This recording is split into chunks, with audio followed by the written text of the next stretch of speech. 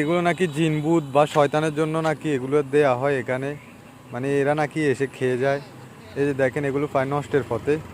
যাইতেছিলাম বাড়িতে, হঠাৎ এটা 3 রাস্তার মোড় আর কি। এইদিকে থেকেও গাড়ি আসে, আবার এই দিক থেকেও গাড়ি আসে, এই দুই দিক থেকে গাড়ি আসে।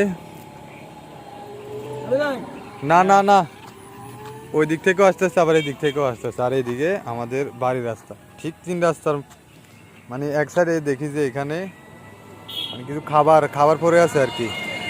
এই যে দেখেন, যদি ভালোভাবে লক্ষ্য করেন তাহলে দেখবেন এই যে খাবারগুলো। এই যে এটা এটা মূলত এটারে কয় ভোগ। ভোগ ভোগ বলতে মানে কোনো জিনভূতের সমস্যা বা আদার্স কোনো কিছুর কারণে এসব দেয় আর কি। তো 3 রাস্তার মোড় পাইলে এগুলা দেয়, এগুলা নাকি কিসে কিসে আসি খায় বা ইত্যাদি। এই যে দেখেন, আজকে মনে হয় 3-4 দিন মনে হয়। তো এটা আর কি, এগুলো নাকি জিনভূত বা শয়তানের জন্য নাকি এগুলো দেয়া হয় এখানে, মানে এরা নাকি এসে খেয়ে যায়।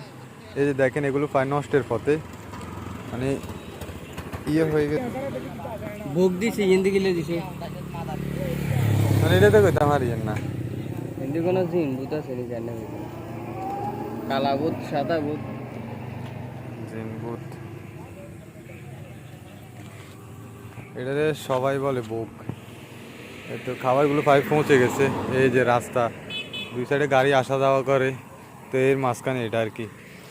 মূলত এগুলো দেওয়া হয় জিনভূতের কারণে, জিনভূতের জন্য আর কি, বুঝেছ? মূলত এগুলো জিনভূতের জন্য দেওয়া হয়, মানে শয়তান শয়তান বা কিছু মানে তাদেরকে কোনো ক্ষতি করলে তারা মানে সব 3 রাস্তার মোড়ে এগুলো এনে দিয়ে যায় আর কি, পরবর্তীতে নাকি তো এটি খায়।